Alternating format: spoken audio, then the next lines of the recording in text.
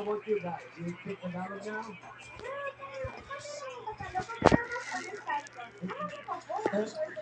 Isang boses ko lang, no? Oo. Hindi kasi tinatanong namin yung mga magulang mo. At yung ano, yung pag sila nahirapan.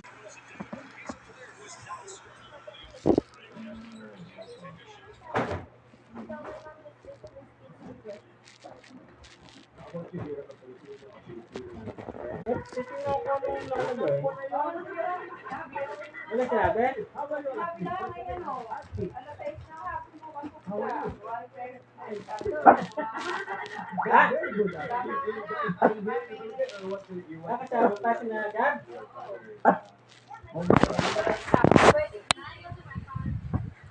What do you want? Okay.